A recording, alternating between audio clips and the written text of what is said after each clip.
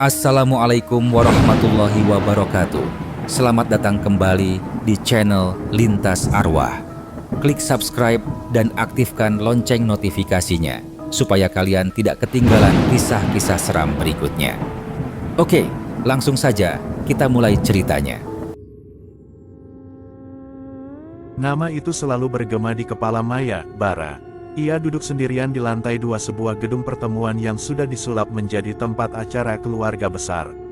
Tawa riuh terdengar dari bawah, meja-meja panjang tersusun rapi, makanan khas rumahan terhidang, dan lampu kristal bergoyang pelan seolah mengikuti irama musik dangdut yang pelan dari pengeras suara. Di bawah sana, Bara sedang mengangkat putrinya, Lala, tinggi-tinggi, membuat gadis kecil itu tertawa puas. Dewi, istrinya, menepuk pelan bahu suaminya sambil tersenyum. Pemandangan itu membuat dada Maya terasa sesak, seolah ada tangan tak terlihat menekan kuat-kuat.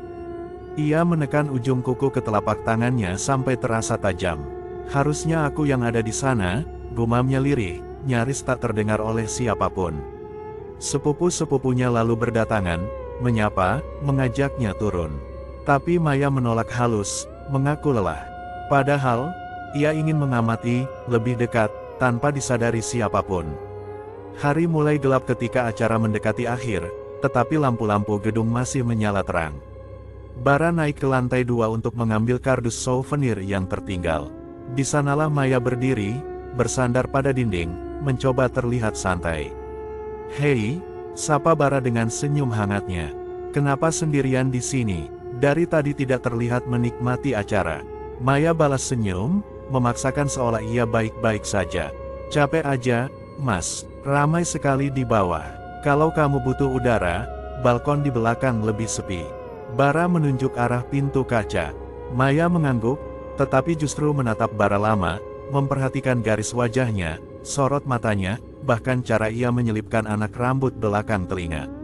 "Selamat ya, Mas." Anaknya lucu. Bara tertawa kecil. "Iya, beneran bikin ribut tiap malam. Tapi ya begitulah anak kecil." Maya menggigit bibirnya. "Beruntung sekali Dewi."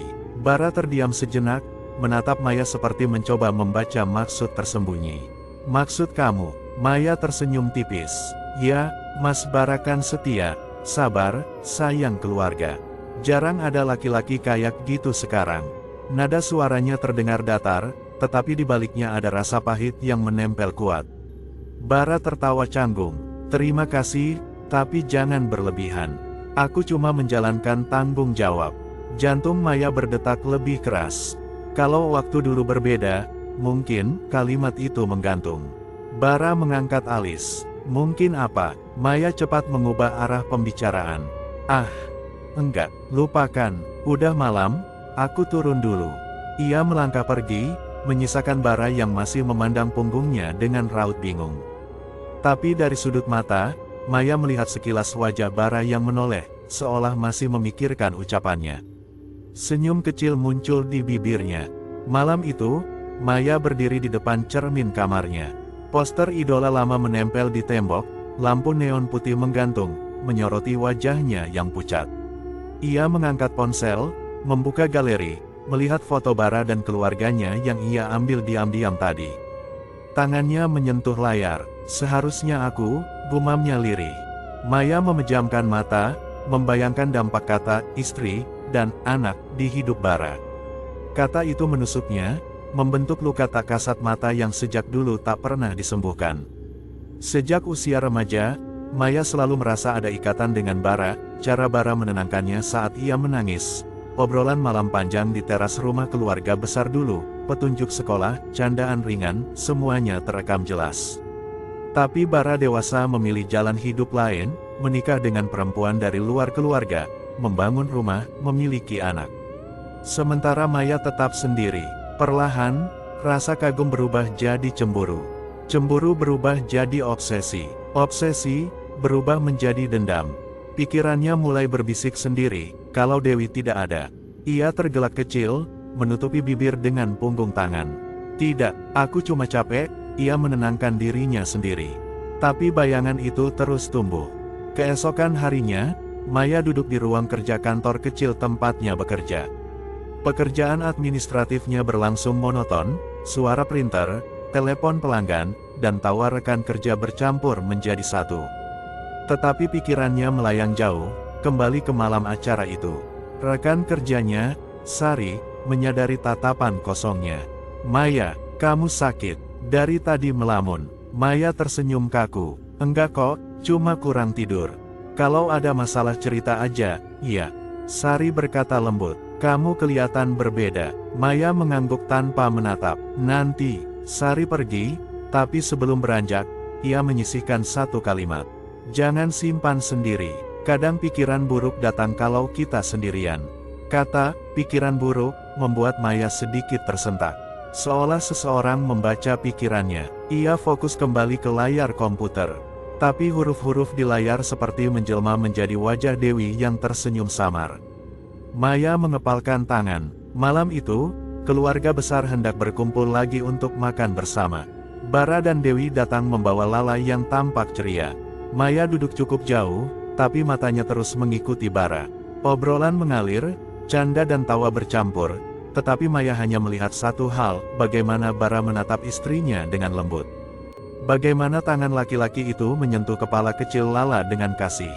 Bagaimana mereka seperti keluarga kecil sempurna. Rasa panas menjalar di tengkuknya. Dewi berjalan menghampirinya. "Maya, apa kamu baik-baik saja?" "Dari tadi diam." Maya tersentak. Iya, aku cuma gak enak badan. Kalau butuh obat, bilang ya." Dewi tersenyum tulus. Tulus, itu yang membuat Maya muak. Rasanya wajah perempuan ini terlalu sempurna. Terlalu baik, terlalu pas untuk melengkapi Bara. Seolah Tuhan sendiri merestui mereka dan meninggalkan Maya sendirian. "Terima kasih," jawab Maya dengan senyum sopan. Tapi di dalam hatinya, ia mendesah pedas. "Kamu mengambil apa yang seharusnya milikku." Setelah acara bubar, Bara mengantar keluarganya ke mobil. Maya berdiri tak jauh, berpura-pura menunggu tumpangan. Bara melambaikan tangan sambil tersenyum. Hati-hati di jalan. Cahaya lampu mobil memudar, meninggalkan Maya di tengah gelap pelataran rumah keluarga. Angin malam berdesir, membawa aroma kayu terbakar dari dapur belakang. Bulan tampak pucat, seperti menatap diam. Maya menghela napas panjang. Tangannya meraba saku, menggenggam foto kecil keluarga Bara yang ia ambil dari meja tamu. Wajah Dewi tersenyum lebar di sebelah Bara. Maya mengangkat foto itu. "Senyummu harusnya bukan di sana." Ia memasukkan foto itu ke tas dan pergi. 3 hari setelah itu, Maya mulai mencari seseorang. Bisik-bisik tetangga mengatakan ada seorang dukun di desa pinggiran, tempat yang jarang dilirik orang kota. Ia berjalan mengikuti petunjuk samar. Seorang perempuan tua di warung kopi menatapnya lama, lalu berkata, "Kalau kamu benar-benar siap, pergi melewati jalan tanah di belakang pos ronda. Ikuti sampai kamu menemukan rumah dengan pintu cat merah. Jangan bicara dengan siapapun di jalan." Maya tertegun. Perempuan tua itu seolah membaca hatinya. Tapi ia mengangguk, membayar minumannya, lalu pergi. Ia tiba menjelang maghrib. Rumah itu benar-benar memiliki pintu merah, catnya mengelupas. Cahaya lampu pijar kuning redup menerangi halaman kecil dengan beberapa batang pohon kering. Tanpa mengetuk, Maya mendorong pintu. Suara bergemeretak pelan. Seorang laki-laki tua, tubuh kurusnya berselimut kain hitam, duduk di atas tikar pandan. Rambutnya panjang tak terawat, matanya cekung namun tajam. Di sekelilingnya ada botol-botol kecil, segenggam rambut kering, kain putih, dan segumpal tali merah. "Siapa kamu?" Suaranya rendah namun jelas. Maya gemetar ringan. "Namaku Maya. Aku ingin memisahkan seseorang dari hidup seseorang." Laki-laki tua itu menatapnya tanpa berkedip.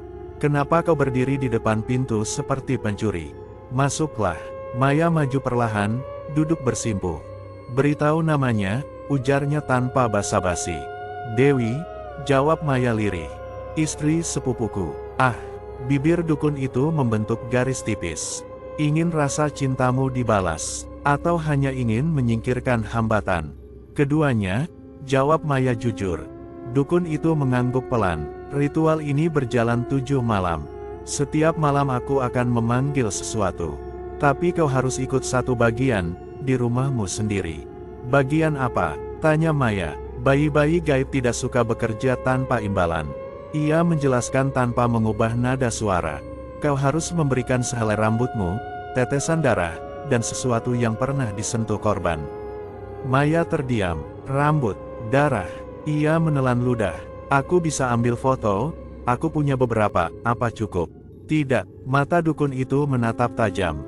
Kau harus mengambil milik Dewi. Sehelai napas berat keluar dari mulut Maya. Aku akan lakukan. Dan ingat, lanjut dukun itu, apapun yang terjadi, jangan pernah menyesal di tengah jalan. Karena apapun yang dipanggil malam ini, tidak suka pekerjaannya dihentikan. Suara angin berdesir di luar rumah, membawa suara samar seperti bisikan. Maya menutup matanya sebentar, lalu membuka. Aku siap. Dukun itu berdiri, tangannya terangkat, jemarinya panjang dan kurus. Ia menggumamkan mantra pelan, iramanya naik turun, terdengar tua dan asing.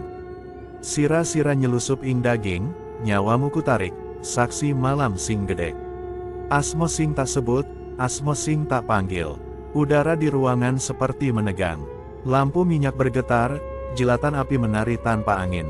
Maya merapatkan kakinya, detak jantung berdegup keras, tetapi ada sensasi puas yang naik, seperti ia sedang memutar kendali atas hidup orang lain. Mulai malam ini, kata dukun itu, rumah mereka tidak akan tenang. Setiap malam, satu langkah lebih dekat pada kegelapan. Maya menunduk, tersenyum samar. Akhirnya, dunianya akan berubah. Dalam perjalanan pulang, jalanan desa gelap, hanya diterangi beberapa lampu temaram. Maya berjalan cepat, rasanya ada sesuatu mengikutinya dari kejauhan. Sesekali terdengar langkah kecil bersentuhan dengan daun kering. Ia menoleh. Tidak ada siapapun, namun perasaannya berbeda. Bulu tengkuknya dingin, bukan karena cuaca, tapi seolah ada kehadiran yang baru saja dilahirkan. Ketika sampai di rumah, ponselnya bergetar, pesan dari Bara. Kamu pulang, hati-hati, ya, jalan ke rumahmu sepi soalnya. Maya menatap layar lama, lalu menjawab, iya, Mas, terima kasih. Hatinya hangat sejenak, namun di balik layar, sesuatu lain ikut tersenyum, dan kelaparan. Malam pertama hampir tiba, dan dunia akan mulai bergeser. Rumah Bara berada di pinggiran kota, sedikit jauh dari hiruk-pikuk pusat keramaian. Lingkungannya tenang, banyak pepohonan tinggi, dan tetangga yang jarang keluar malam. Dewi sebenarnya menyukai suasana ini, tenang, damai, dan cocok untuk membesarkan Lala yang baru berumur 4 tahun. Namun malam ini terasa berbeda. Ada kesunyian yang tidak biasa, seperti ada yang memperhatikan dari balik gelap. Lampu ruang tamu berkedip 2 kali sebelum akhirnya menyala kembali. Bara berkali-kali memeriksa saklar, mengira kabel kendur. Lala yang sedang bermain pasak kayu terhenti, menatap ke arah lampu seperti melihat sesuatu yang tidak dilihat orang dewasa. Lampunya capek, ayah? Tanya Lala pelan. Bara menoleh, tersenyum tipis. Mungkin ada kabel yang longgar, nak. Namun Dewi memperhatikan ekspresi Lala. Mata anaknya terlalu fokus, seperti sedang mencoba memaknai sesuatu. Ia menelepon teknisi listrik sambil menyembunyikan kekhawatirannya. Malam semakin larut. Bara tertidur lebih cepat karena lelah bekerja. Dewi menyetrika baju sambil sesekali menatap jendela ruang tamu. Dari celah gorden, tampak halaman gelap. Angin membuat daun jambu berdesir pelan. Tiba-tiba terdengar ketukan duk-duk dari halaman depan. Suaranya pelan tapi teratur. Dewi meletakkan setrika. Mungkin kucing, gumamnya. Namun rasa gelisah menyeruak begitu suara itu berhenti mendadak. Ketika ia membuka pintu perlahan, tidak ada siapa-siapa. Hanya halaman sepi. Namun sesuatu tergeletak di bawah pagar, sebuah boneka lusuh berbaju putih, rambutnya kusut, matanya nyaris pudar, seperti boneka yang pernah terendam air. Dewi mengernyit. Ini boneka siapa? Ia menaruhnya di meja dekat pintu agar tidak diinjak. Ia tidak tahu bahwa benda itu adalah awal dari kekacauan. Malam pertama, sekitar pukul 2 dini hari, Lala menangis keras. Tapi bukan tangis biasa, suara itu terdengar panik seperti mimpi buruk. Dewi bergegas masuk kamar putrinya. Lala, sayang, ada apa? Anak kecil itu menunjuk ke sudut kamar, tempat lemari kecil berada. Dia dia lihat aku. Siapa? Dewi memeluknya. Lala tak mampu menjelaskan. Matanya berkaca-kaca. Bara datang terburu-buru. Lala mimpi buruk, kata Dewi, lebih ke arah menenangkan dirinya sendiri. Namun Dewi menoleh ke sudut kamar itu. Ada bayangan gelap seperti seseorang menunduk. Sekejap mata, bayangan itu lenyap begitu lampu kamar dinyalakan. Dewi menggigit bibir. Mungkin pantulan barang, bisiknya pada Bara. Tapi perasaan tidak enak menempel di kulitnya hingga dini hari. Malam kedua, Dewi mulai merasa sakit kepala sejak pagi. Tidak terlalu berat, tapi membuat tubuhnya lemas. Dokter mengatakan semuanya normal, kurang istirahat, simpulnya. Namun yang membuatnya gelisah adalah kemunculan lebam samar di lengannya, lingkaran seperti cengkeraman jari. Bara, kamu pegang aku tadi malam? Tanyanya, mencoba ringan. Tidak, kamu tidur dengan Lala, aku di kamar. Jawaban itu justru membuat rasa dingin merayap di tengkuk Dewi. Sementara itu jauh di rumah berbeda, Maya sedang memandangi kaca kamar mandi. Ia merasa tidak enak sejak bangun. Kepalanya berat, tubuhnya pegal, dan ada lebam pucat di bahunya. Kenapa? Nafasnya tersengal pelan. Tak lama, ia mendengar suara lirih, seperti seseorang melafalkan sesuatu dari bawah lantai. Tidak jelas, namun ritmenya teratur. Maya terdiam, menempelkan telinga ke dinding. Suara itu berhenti mendadak ketika ibunya memanggil dari dapur. Sarapan dulu, ia berusaha mengabaikan. Semua ini untukku dan Bara, pikirnya. Tapi matanya memandang ke cermin. Direfleksi, ada seseorang berdiri jauh di belakangnya, postur kurus, rambut kusut, wajah kabur tanpa mata. Maya terlonjak, menoleh ruangan kosong. Tidak mungkin, ia memaksa dirinya tertawa tipis, namun tangannya bergetar. Di rumah Bara, Dewi membereskan ruang tamu. Ketika mengangkat boneka yang ia temukan semalam, ada bercak gelap di bagian kainnya, seperti noda lama yang tidak bisa hilang. Hufet, ia menghela napas. Boneka itu membuatnya resah, jadi ia letakkan di teras dekat pot bunga. Siang hari berlalu normal. Bara bekerja, Lala bermain, namun Dewi merasa selalu diawasi. Bayangan kecil kadang muncul sekilas di sudut mata, seperti seseorang duduk menghadap tembok. Tak ada saat ia menoleh. Malam ketiga, lampu kembali berkedip 2 kali. Lala menutup telinga, tidak mau tidur. Ibu, jangan matikan lampunya. Dia dekat. Siapa? Tanya Dewi lembut. Lala menunjuk pintu. Dia nunggu dari luar. Dewi memaksa tersenyum, memeluk putrinya. Itu cuma angin. Namun ketika Bara menutup jendela, ia melihat siluet seseorang melintas cepat di halaman samping. Terlalu cepat untuk ukuran manusia.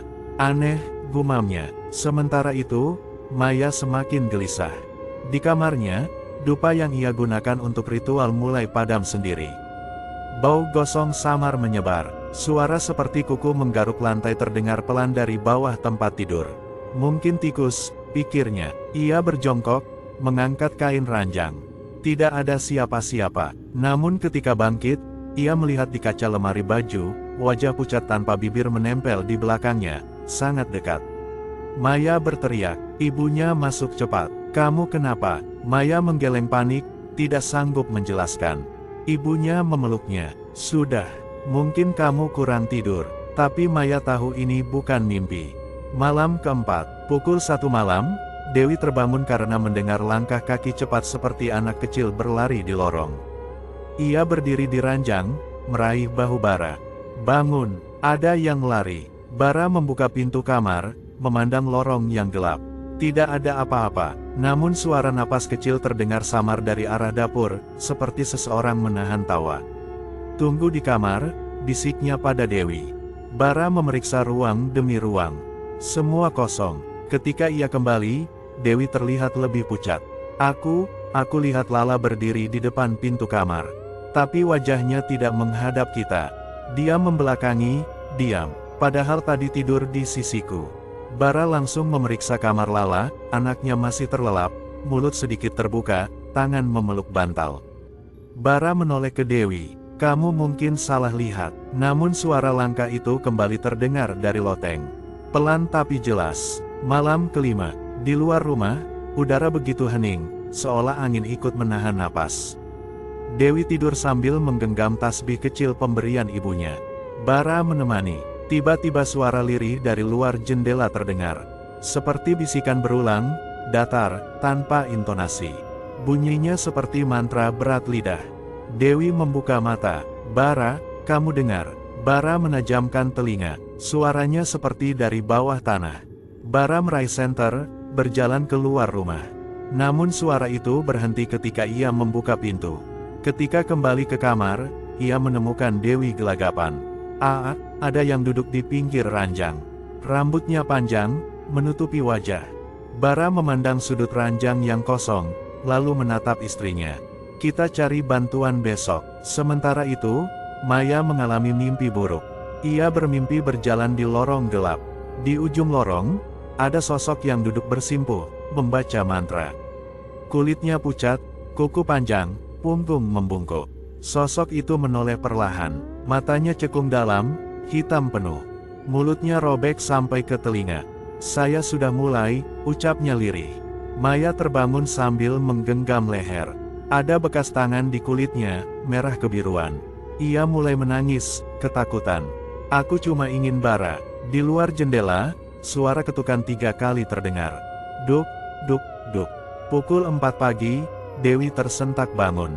Bara tidur di sampingnya, namun ia merasa ada napas dingin di belakang punggungnya.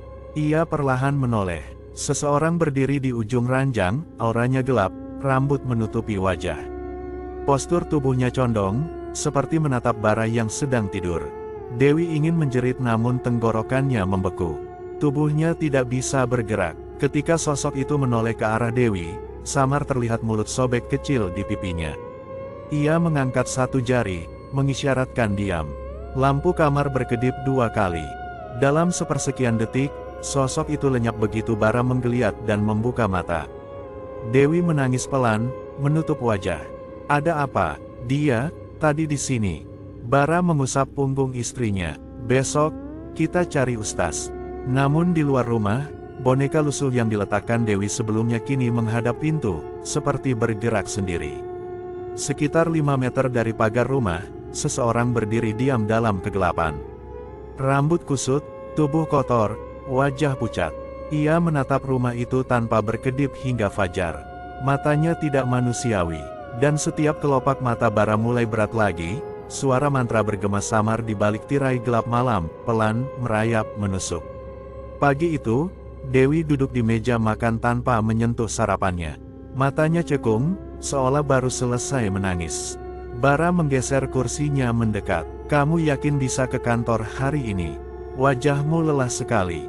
Dewi menggeleng, suaranya lemah. Aku izin saja. Badan rasanya seperti habis memikul beban berat.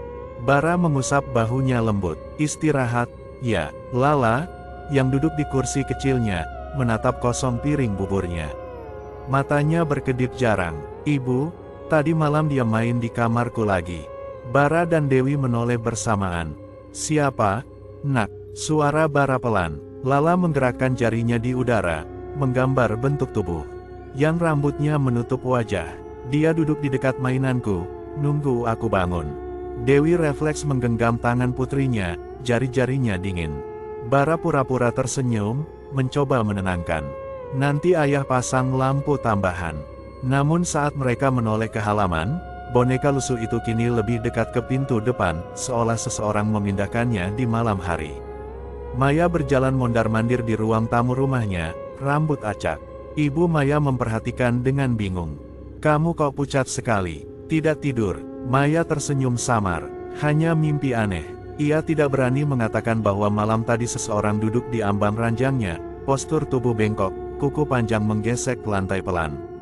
Sosok itu menunduk, menggumamkan mantra tanpa berhenti. Maya menutup telinga, namun mantra itu justru terdengar dari dalam kepalanya. Tala, tala, sirwa, lepah, tawa. Setiap suku kata membuat dada Maya sesak. Ia memegangi perut, terengah. Ibu Maya panik, memapa anaknya ke sofa. Kita ke dokter. Tidak, Bu, ini cuma pusing. Namun begitu ibunya berbalik untuk mengambil air, Maya melihat sesuatu. Di sudut ruangan, ada kepala tanpa tubuh, menggantung setinggi siku.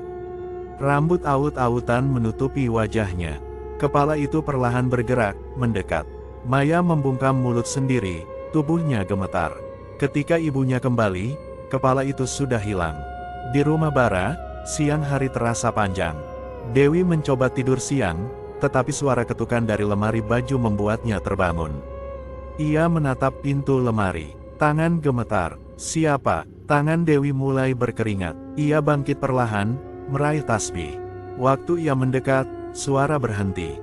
Pelan-pelan, ia membuka pintu lemari. Hanya pakaian yang tergantung rapi. Saat ia hendak menutup kembali, boneka lusuh tadi sudah ada di dalam lemari, menatapnya dari celah lengan baju. Hampir-hampir Dewi menjatuhkan tasbihnya. Ia mundur, menutup lemari terburu-buru. Saat ia menoleh, di kaca hias ruang keluarga terlihat bayangan seseorang berdiri di belakangnya. Begitu ia tengok, tidak ada apapun. Dewi merentangkan napas pendek, berkali-kali mengusap wajah. Bara mencoba tetap rasional. Kita akan ke Ustaz nanti malam. Sementara, jangan tinggal sendirian di kamar. Ia memasang lampu tambahan di kamar Lala, dan menutup celah gorden. Namun entah kenapa, ketika Bara menyalakan saklar, lampu berkedip 3 kali, lalu padam sendiri. Saklarnya baru loh, Bara mengomel sendiri. Dewi memegang lengan Bara kuat. Sudah, jangan utak-atik. Aku takut kalau lampu mati tiba-tiba. Bara mengangguk, memeluk istrinya. Malam ini semuanya selesai. Namun hatinya tidak sepenuhnya yakin. Sore hari, mereka mengunjungi seorang ustaz bernama Pak Basar. Orangnya tenang, suaranya lembut, wajahnya teduh. Gangguan seperti ini biasanya kiriman. Tapi ada hal yang janggal, ujarnya setelah mendengar cerita mereka. Apa maksudnya, Pak? Bara mencondongkan tubuh. Makhluk yang mendatangi kalian, tidak hanya membawa sakit. Ia tampak mencari keluar masuk. Seperti sedang mengikat sesuatu. Dewi menelan ludah. Mengikat, apa? Jiwa? Jawab Pak Basar lirih. Dan, ada tanda bahwa pengirimnya mulai ikut tercekik oleh efek ritual itu sendiri. Bara mengernyit. Pengirimnya juga terkena. Pak Basar menutup mata sebentar. Ilmu hitam itu seperti jaring. Semakin sering disentuh, semakin kuat mencengkeram, termasuk pemiliknya. Di tempat lain, Maya duduk bersila di lantai kamarnya, menyalakan dupa, mengucap mantra yang dukun ajarkan. Suara yang seharusnya keluar lirih kini bergetar. Maya membacanya tanpa sadar, namun tiba-tiba lidahnya keluh, seperti ada yang menahan dari belakang tenggorokannya. Napasnya terputus sesaat, mata Maya melebar, panik. Dari sudut ruangan, sosok gelap itu muncul lagi. Kali ini lebih jelas. Kulitnya seperti kain basah yang membusuk, kukunya panjang, punggungnya membungkuk. Suaranya seperti nafas berat, namun bukan kata terlarang itu. Aku, sudah, diberi tempat, ujarnya lambat. Maya mundur sambil menyeret tubuh, punggung menabrak dinding. Apa maksudmu? Suaranya pecah. Sosok itu mengangkat jarinya. 3 malam lagi. Maya menjerit, menutup wajah. Ibunya memaksa masuk, memeluk anaknya yang gemetar. Malam itu, Pak Basar datang ke rumah Bara. Ia membawa air yang telah dibacakan doa. Di ruang tamu, suasana hening. Tahan, nanti akan terasa berat, katanya sambil meletakkan air di meja. Bara dan Dewi saling tatap. Ada apa, Pak? Tanda pertama biasanya suara, yang mengetuk, yang memanggil, yang menunggu. Seolah mendengar, tiba-tiba pintu dapur bergetar pelan. Lala mulai menangis. Bara menutup telinganya. Dewi memeluk putrinya erat. Pak Basar menggumamkan doa pelan, suaranya stabil, menenangkan. Ketukan berhenti, namun suara langkah kecil berlari ke arah lorong. Dewi menatap lorong dengan mata melebar. Jangan ke sana, bisiknya pada Bara. Pak Basar berdiri, menghadap lorong. Dari balik gelap, muncul punggung seorang perempuan berambut panjang. Ia berdiri membelakangi, bahunya bergerak seperti tertawa pelan. Lampu lorong berkedip. Pergi, ucap Pak Basar tegas. Bahunya berhenti. Perlahan, kepala sosok itu bergerak ke samping, tanpa memutar tubuh, seolah lehernya bertambah panjang.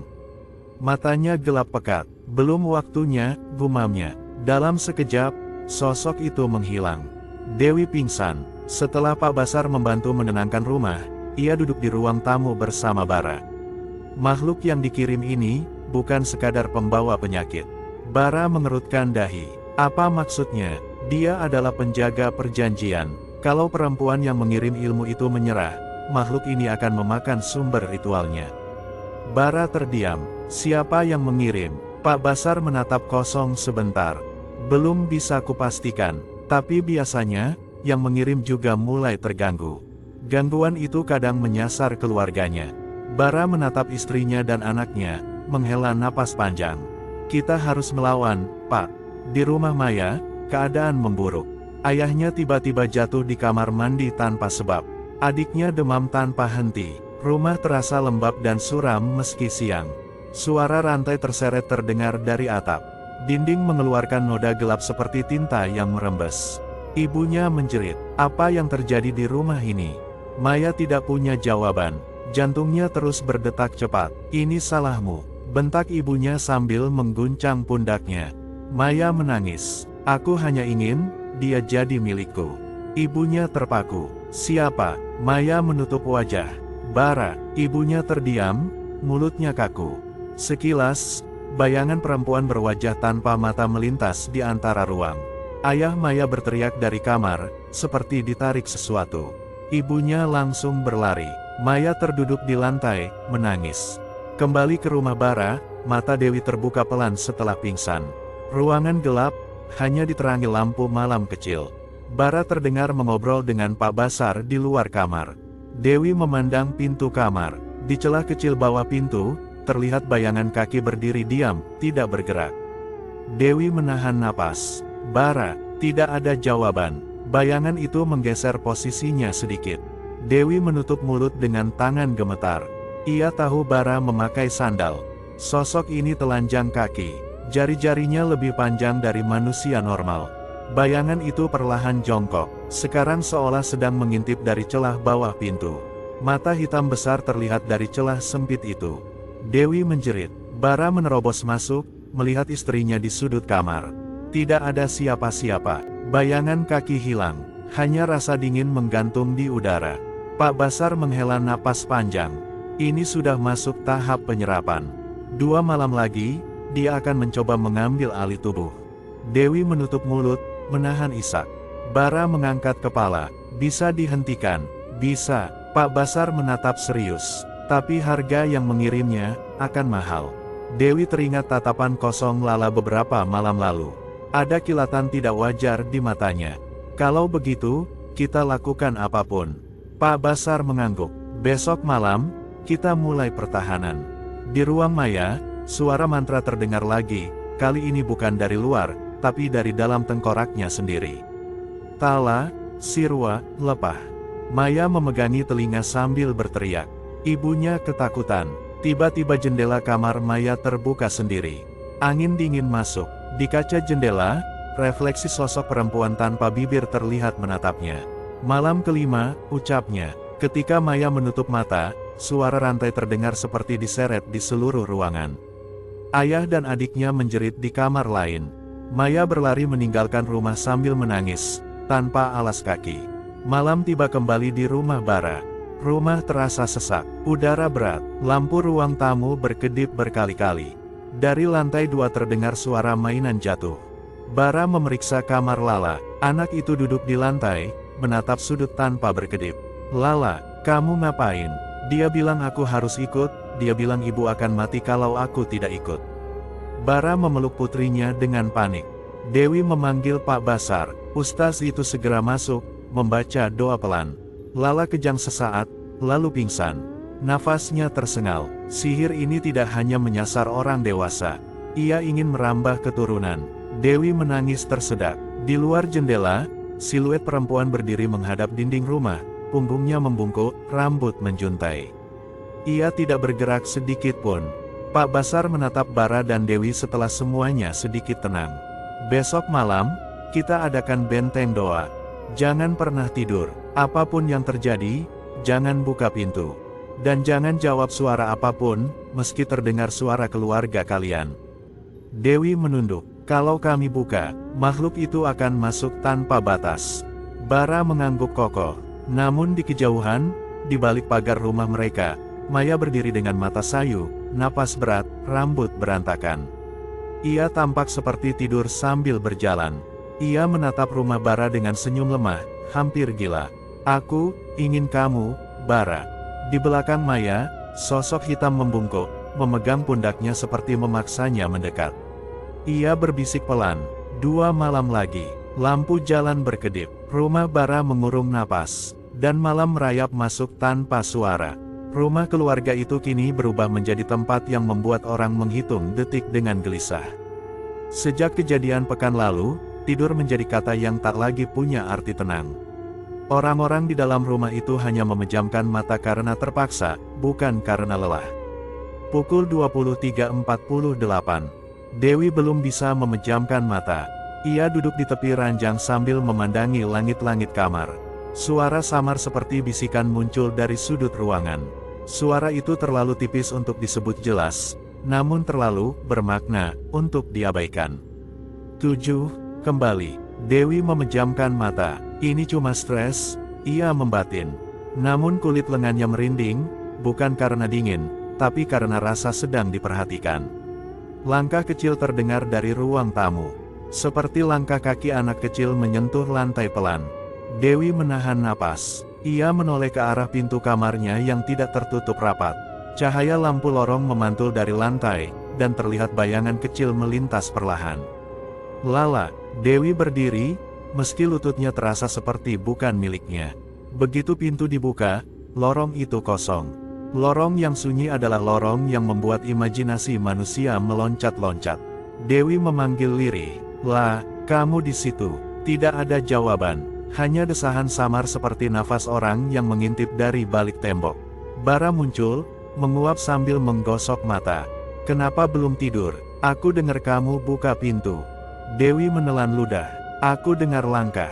Kupikir Lala." Bara mengerjap sebentar lalu menatap lurus ke ujung lorong. "Langkah siapa?" Hening. Karena pertanyaan itu, Dewi sadar, Lala tertidur di kamarnya. Kalau begitu langkah siapa? Keesokan paginya, matahari masuk lewat celah jendela, namun sinarnya tidak mengusir kecemasan di rumah ini. Lala duduk di meja makan sambil menggambar sesuatu di kertas. Warnanya hitam, pekat, goresannya tajam. Dewi mengintip gambar itu. "Ini gambar apa, sayang?" Lala menjawab tanpa menatap wajah ibunya. "Ibu malam-malam didatengin orang rambut panjang." Dia liatin ayah. Tangan Dewi berhenti di udara. Bara yang baru saja menuang teh panas ke gelas langsung mendongak. "Apa maksudmu?" Suaranya patah, seperti orang yang mencoba tenang. Lala menunjuk bagian gambar, sosok berambut panjang berdiri di samping kepala ranjang. 2 mata merah digambar dengan tekanan kuat. Dia bilang, "Sebentar lagi, waktunya." Dewi meraih pundak putrinya. "Siapa bilang begitu?" Suara dari belakang lemari. Kalimat itu membuat Dewi menggigil. Bara mendekat, mencoba mengambil kertas gambar. "Ini cuma..." Kertas itu terbakar di ujungnya. Spontan Bara menjatuhkannya ke lantai. Api kecil menyala, padahal tidak ada pemantik, tidak ada lilin. Api padam sendiri setelah beberapa detik, seolah disengaja. Lala tetap tenang, terlalu tenang. Dia marah kalau digambar. Dewi memeluk anaknya. Bara tidak berkutik. Yang ia tahu hanyalah, tidak ada hal rasional di pagi ini. Sore hari, Maya kembali ke rumahnya dengan wajah kuyu. Kantung matanya menggelap, rambutnya tampak kusut. Ia menatap cermin di kamar mandi. Bayangannya tidak tersenyum, padahal bibirnya bergerak untuk tersenyum tipis. Maya memegangi mulutnya sendiri. "Kenapa kamu?" Bayangan itu tiba-tiba mengubah ekspresi menjadi marah, tetapi Maya tetap diam. "Kamu sudah memulai 7 malam itu. Jangan berhenti." Suaranya terdengar langsung di kepala Maya.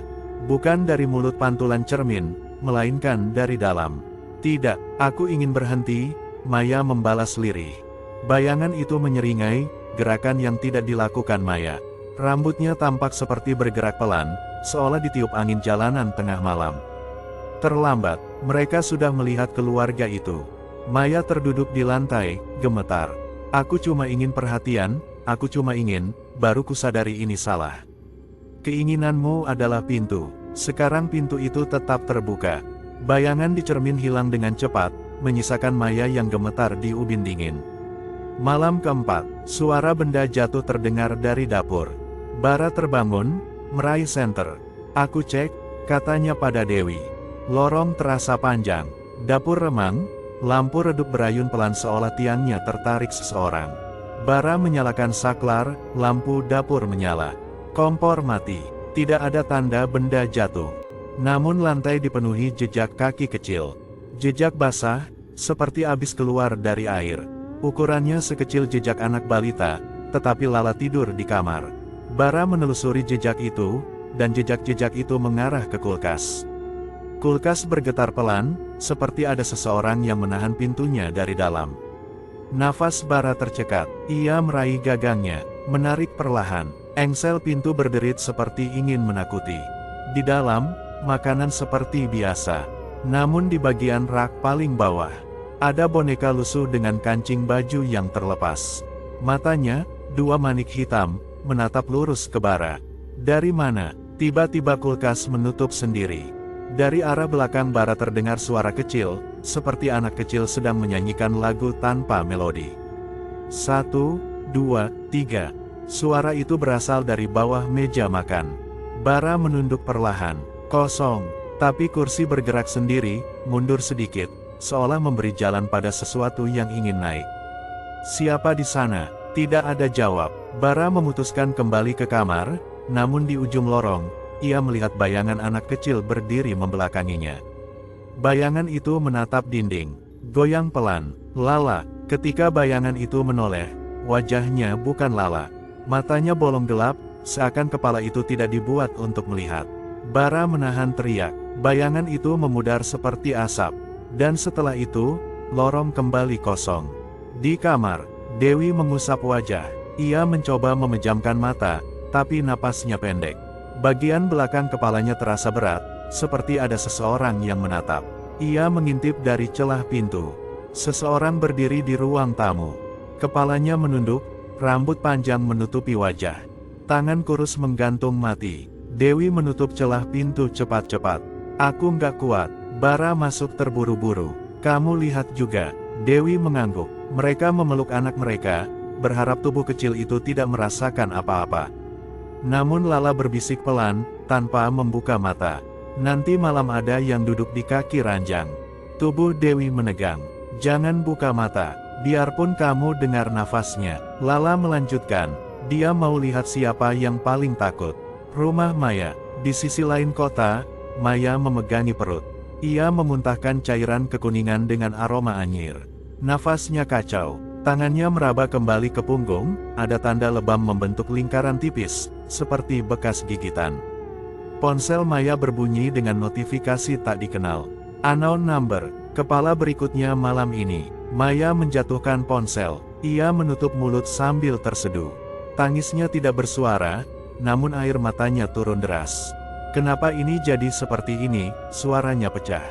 Di balik pintu kamar mandi, terdengar langkah gerigi, rapat, cepat, seperti kuku menyeret lantai. Pintu kamar mandi bergetar. "Maya, buka pintu." Suara wanita tua, serak, namun memaksa. "Tidak, pergi." Tangisnya pecah. Dan ketika ia berbalik, sosok berambut kusam berdiri di dalam cermin, matanya menatap tajam. "Jika kamu berhenti, mereka mati. Jika kamu lanjut, kamu juga mati. Pilih." Maya menutup mata. Ia menjerit tanpa suara. Rumah Dewi, pukul 2.19. Di kamar, Bara tertidur gelisah. Dewi duduk di tepi ranjang. Lala memeluk bonekanya. Suara gesekan terdengar dari bawah tempat tidur. Pelan, lambat, gres, gres. Dewi menahan napas. Ia menunduk pelan, menyipitkan mata. Sepasang jari pucat terlihat dari dasar ranjang, bergerak perlahan seperti sedang meraba. Jari itu berhenti tepat di bawah mata Dewi. Diam, seolah merasakan posisinya. Tiba-tiba jari itu menghentak ke atas. Duk, ranjang bergetar. Bara terbangun. "Apa itu?" Dewi tidak bisa menjawab. Dari ujung kaki ranjang, ranjang kembali bergetar, seperti ada sesuatu yang sedang mencoba naik. Lala menggumam dalam tidur. "Jangan lihat matanya." Bara memegang tangan istrinya erat. "Jangan bergerak." Getaran berhenti. Suara napas terdengar di kaki ranjang. Dewi memejamkan mata kuat-kuat. Hi, napas panjang, tidak seperti manusia sehat. Apa kalian siap? Suara itu menanyakan. Dan tiba-tiba, henti. Rumah sunyi lagi. Namun kini bau tanah kotor mengisi ruangan, meski tidak ada yang membuka pintu. Pagi hari, Dewi dan Bara duduk di ruang keluarga dengan lingkar hitam di mata. Lala menceritakan mimpi. Dia bilang, tinggal 3 malam lagi. Dewi memeluk putrinya. Siapa dia? Lala menggeleng. Nggak boleh sebut nama, nanti dia dengar. Dewi menunduk. Malam siapa yang akan datang? Lala menatap ibu dan ayahnya bergantian. Malam ini, dia mulai tunjuk siapa duluan. Dewi menelan ludah. Maksudnya, Lala menunjuk ke antara kedua orang tuanya. Salah satu dari kalian. Sementara itu, di kamar Maya. Maya memandang jejak langkah hitam yang muncul di lantai kamarnya, saling menumpuk seperti peta. Ia tahu satu hal, ia bukan lagi pengirim saja. Ia mulai jadi korban. Maya menelpon seseorang. Suaranya bergetar. Bu, tolong, aku mau cabut semuanya. Suara perempuan tua di seberang lain menjawab. Nak, jalan ini cuma boleh masuk. Tidak ada keluar. Telepon terputus. Lampu kamar padam. Dan suara itu terdengar. Malammu mulai. Kembali ke rumah Dewi, menjelang malam. Bara menutup semua ventilasi, mengunci semua jendela, menaruh kursi di balik pintu. Dewi memantau jam. Pukul 18.42. Pukul 19.21. Pukul 20. Setiap detik terasa seperti tali yang makin menjerat leher. Ketika jarum jam bergeser ke angka 12, terdengar ketukan pertama, tok, diikuti ketukan kedua, ketiga, lalu hening. Bara menahan napas. Ketukan keempat datang dari langit-langit. Suara itu bukan lagi mengetuk. Suara itu menyeret, seperti seseorang berjalan merangkak dengan tangan panjang. Perlahan, mendekati, tepat di atas kamar mereka. Lala memeluk bantalnya, gemetar. Jangan jawab, jangan tanya, jangan panggil siapapun, katanya pelan. Dewi meneteskan air mata tanpa suara. Dan tepat sebelum bab 4 berakhir, lampu padam, tirai tertiup seperti ada sesuatu lewat. Suara napas terdengar tepat dari sudut ruangan. Sudah lama aku menunggu kalian. Angin malam menusuk sampai tulang. Jam di ponselku menunjukkan pukul 2.53 ketika kami akhirnya tiba di halaman belakang rumah Kisela, dukun yang ternyata menjadi sumber teror ini. Lelaki itu sudah menanti, duduk di bangku pendek, seolah tahu kami akan datang. Kulitnya pucat, mata cekung, dan di tangannya seutas benang hitam panjang yang ujungnya bergerak sendiri, seperti hidup. Nafasku mendadak pendek. Anak muda, suaranya serak, kalian seharusnya menyerah. Kalian tak tahu apa yang kalian sentuh.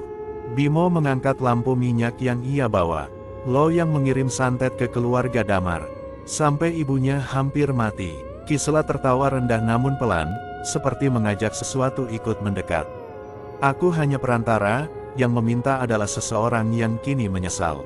Sayangnya, kalian datang terlambat. Dari balik rambutnya yang berantakan, kupikir aku melihat dua bayangan wajah lain, superimpose, menempel, bergerak-gerak seperti siksaan. Tubuhku merinding. Damar maju selangkah. Siapa yang menyuruh? Kisela tidak menjawab. Sebaliknya, ia memasukkan benang hitam itu ke dalam mulut, memakan simpul-simpulnya sambil berucap mantra samar. Suung gawe sungsang, luruh nyawa sakadodo, sing marani ora bali. Tanah di belakang rumahnya retak seperti ditarik dari bawah. Uap gelap melesat keluar dalam bentuk asap tipis. Dari asap itu, muncul 3 tubuh tanpa wajah, rambut panjang menutupi kepala mereka, bergerak dengan langkah patah. Bimo langsung mundur. Gue nggak sanggup lihat ini. Tubuhku terasa seperti didorong ke tanah. Semacam tekanan tak terlihat menekan bahuku. Seluruh suara sekitar mendadak redup, sepi yang tidak wajar. Lalu, dari kejauhan, bunyi kidung lirih terdengar. Semakin lama semakin jelas, seakan mendekat, tapi dari arah semua sekaligus. Kidet, kidet, kidet. Aku menggigit bibir bawah. Damar, sumpah kita nggak siap buat ini. Kisela berdiri, tangannya yang kurus terangkat, dan 3 bayangan tanpa wajah itu meluncur ke arah kami. Aku merasakan hembusan dingin melewati tengkuk. Aku jatuh. Pandanganku kabur. Dalam kabur itu, aku melihat bayangan perempuan duduk jongkok di atas dadaku. Rambutnya menutupi wajah, tangannya menekan leherku. Suaranya seperti 2 orang sekaligus. "Hutang nyawamu belum lunas." Aku menjerit tanpa suara. Seketika, aku terdengar suara langkah cepat mendekat. Pak Wirjo, tetua desa yang membantu kami sejak awal, muncul sambil membawa mangkuk berisi air daun dan segenggam jarum tipis. "Kowe wis lali karo wewaler, sela." Ia menyemburkan air dari mulutnya ke arah 3 bayangan itu. Mereka tersentak mundur, kulit asap mereka sobek seperti kertas dicakar. Ki Sela memekik, "Paling tua pun tak bisa menghentikan perjanjian ini." Pak Wirjo menggeleng perlahan. "Perjanjianmu telah melewati batas. Kowe nyuwun sing ora kudune." Dan kemudian, ia melempar jarum-jarum itu ke tanah membentuk lingkaran. Tanah menyala samar. Ki Sela mendadak menjerit, tubuhnya kaku, lalu terangkat ke udara. Benang hitam keluar dari kulitnya, merayap dari setiap pori, setiap lubang. Wajahnya berubah, seperti dikikis dari dalam. Ketiga bayangan tanpa wajah itu menempel ke tubuhnya, menelan, menarik, meregangkan kulitnya seperti kain. Aku memalingkan wajah, tapi suara daging robek itu tetap terdengar. Ki Sela terjatuh. Tubuhnya kini kurus seperti tengkorak, tapi dadanya masih naik turun. Pulanglah, katanya lemah, siapa yang memintaku, sudah kabur. Tapi, sesuatu, sudah terlanjur bangun.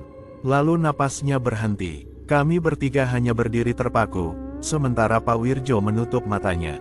Selesai. Tidak, jam menunjukkan pukul 3:07. Begitu tubuh Ki Sela mati, benang hitam menyala merah dan meledak jadi debu tipis, terbang ke udara, lalu hilang ke arah rumah keluarga Damar. Dadaku menegang. "Pak, apa artinya itu?" Tetua desa menarik napas panjang. "Ada ikatan balasan. Meski pengirim sudah tumbang, target akan menerima pulangannya. Bukan santet lagi, tapi kedatangan." Aku menelan ludah. "Apa yang datang?" Ia hanya menatap lurus ke arah gelap pekarangan. "Kalian akan tahu saat ayam pertama belum berkokok." Kami kembali ke rumah keluarga Damar dalam keadaan campuran antara lelah dan panik. Di ruang tamu, ibunya tidur pulas dengan tubuh yang sudah tidak demam. Wajahnya lebih segar. Damar menangis lega. "Sudah selesai." Bimo menggeleng pelan. "Gue nggak yakin." Pintu rumah tiba-tiba bergetar kecil, lalu terdengar ketukan pelan. Damar mendadak pucat. "Jam segini, siapa?" Pak Wirjo memegang tanganku, memberi isyarat diam, lalu mendekat pelan ke pintu. Ketukan bergeser ke jendela, kali ini lebih cepat, seperti tangan mencari celah. Aku menggenggam meja. "Pak, itu apa?" Tanpa menjawab, Pak Wirjo mengambil kapur putih dari sakunya, menggambar garis memanjang di lantai menuju pintu. Ketukan berhenti. Semuanya hening beberapa detik. Lalu, ketawa lirih terdengar tepat dari balik kayu. "Masih ada satu nama, yang belum dibayar." Damar tersentak. "Hei, siapa kamu?" Sesuatu dari balik jendela menempel. Jari-jari tipis, panjang, kuku mengelupas seperti daun kering. Mereka mengetuk perlahan, bermain. Pak Wirjo lalu berucap mantra. "Munduro saka jalmo mulya, kudune bali ngendi asalmu." Udara di ruang tamu mendadak padat. Ketukan berhenti. Ketawa itu surut, menjauh, seperti ditarik oleh rantai panjang. Lalu, keheningan turun. Pukul 4, langit mulai kebiruan. Begitu cahaya pertama muncul, bayangan-bayangan di dinding memudar. Ibunya Damar bangun perlahan, bingung. Tidak ingat apapun, tidak sakit, tidak mengigau. Kami bertiga menangis lega. Pak Wirjo menghela napas. "Kalian beruntung." Apapun yang menuntut itu membenci cahaya awal. Bimo memandang keluar jendela. "Jadi, semuanya selesai." Pak Wirjo menggeleng, lambat. "Perjanjian seperti ini tidak pernah benar-benar selesai. Kalian mungkin selamat, tapi seseorang yang memulai ini akan dibayar." Ia menatap jauh ke arah jalan desa, seakan mendengar sesuatu yang belum kami dengar. Sore harinya, kabar datang, orang yang menyuruh santet, paman jauh keluarga Damar yang iri soal warisan, ditemukan di rumahnya dalam keadaan membusuk. Tekukan tubuh seperti boneka patah, rambutnya rontok, dan sisa benang hitam keluar dari mulutnya. Tidak ada tanda masuk, tidak ada suara teriak. Tetangga hanya bilang satu hal. Mereka mendengar ketukan lembut, jam 3:02. Seminggu kemudian, semua kembali normal. Atau setidaknya, terlihat normal. Kami berkumpul di teras rumah Damar, tertawa kembali, minum teh. Namun, sekitar jam 7 malam, aku memicingkan mata ke arah pepohonan dekat pagar. Aku melihat bayangan tipis berdiri di antara batang pohon, rambutnya panjang, menjuntai, diam memandang rumah. Aku berkedip, hilang. Bro, lo kenapa? Tanya Bimo. Aku tersenyum kaku. Enggak, cuma ngelamun. Dalam hatiku, aku tahu. Mereka tidak pernah benar-benar pergi. Beberapa utang, menunggu generasi berikutnya. Dan bisikan mantra itu, kini sesekali terdengar di tidurku. Sing marani ora bali, sing ora lunas, bakal ditebus. Angin malam membawa bau logam tipis. Aku merapatkan jaket. Pertarungan baru saja mulai. Selesai. Dan itulah kisah horor malam ini. Percaya atau tidak, semua kembali pada diri kita masing-masing. Sampai jumpa di cerita horor berikutnya. Wassalamualaikum warahmatullahi wabarakatuh.